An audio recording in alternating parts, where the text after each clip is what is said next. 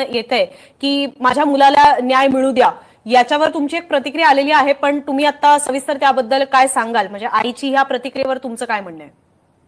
नाही, खरं तर आईची भावना असणं अतिशय योग्य आहे. म्हणजे मला त्याच्यात काहीच वाटत नाहीये. हं, पण आईंनी खरं तर विचार केला असता, की आपण आपला मुलगा खरंच काय करतोय? हं, तर आज त्यांनी असा हा प्रश्न जो आज त्यांनी विचारलाय, की माझ्या मुलाला, माझ्या लेकराला न्याय मिळाला पाहिजे, असं त्यांनी विधान केलं नसतं. कदाचित त्यांना खरंच काही माहिती नसेल, की त्यांचा मुलगा घराच्या बाहेर काय-काय उद्योग करतोय, त्यांचा नातू काय-काय उद्योग करतोय.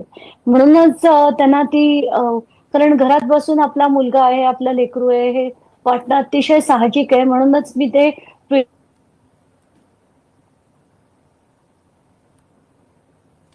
की बाबा तुमच्या मुलावर तो आत्ताच्या घटकेला 14 एफ-आय-आर आहेत. त्यापैकी 10 परळीत आहेत आणि त्या 10 पैकी म्हणजे 45 सेक्शन्स त्यांच्यावर आहेत.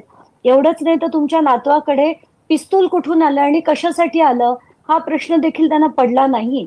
एवढ्या गाड्या ज्या आल्या, एवढी प्रॉपर्टीज ज्या आल्यात, हा प्रश्न देखील त्यांना पडायला हवा होता. पण कदाचित त्या घरी राहणाऱ्या एक साध्या स्त्री आहेत, त्याच्यामुळे त्यांना हे दुनियाचे छक्के पंजे आणि राजकारण त्यांना कळत नसावं, म्हणून त्या आईच्या भावनेतनं तिथे बसल्या असतील. पण हं. कुठेतरी मला असं वाटतंय, की हे जे सगळं वळण नेण्याचा प्रयत्न केला जातोय आता परळी बंद पाडण्याचं, जे बंद होती काही उत्स्फूर्तपणे पडलेली नाहीये. ती बंद पाडण्यात आली आहे. तिथे आधी रॅली निघाली आणि त्या रॅलीनंतर सगळ्यांनी दुकानं शटर्स बंद केली.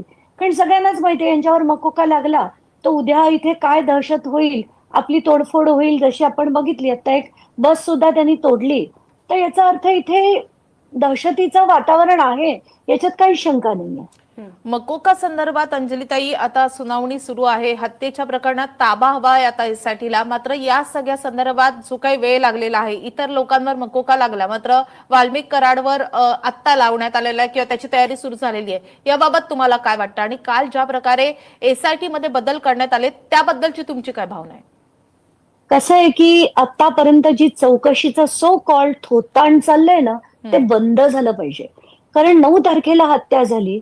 त्याच्यानंतर 2 दिवसांनी एक खंडणीचा गुन्हा झाला. तो खंडणीचा गुन्हा खरा होता का? तेव्हा होता का? तर तो 11 तारखेला का करण्यात आला? असा प्रश्न पडतो आपल्याला.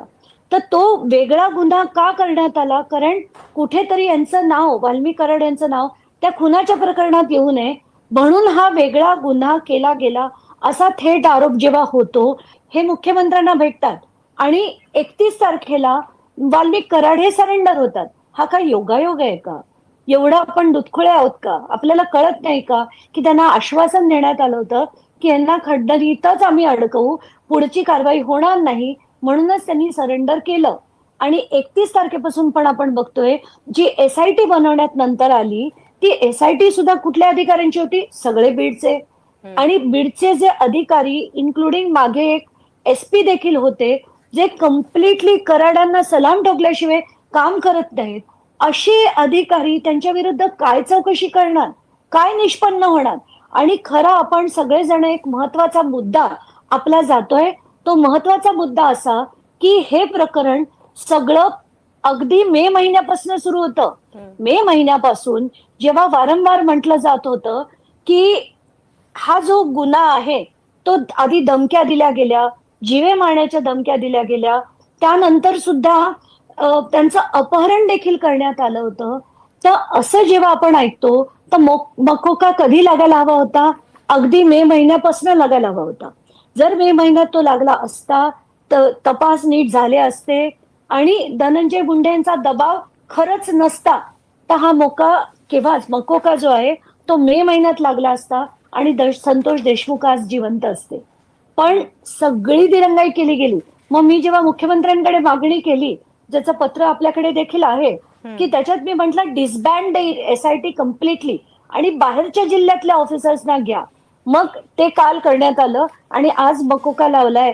तर याच्यात कुठलाही तीर मारलेला नाहीये सरकारने.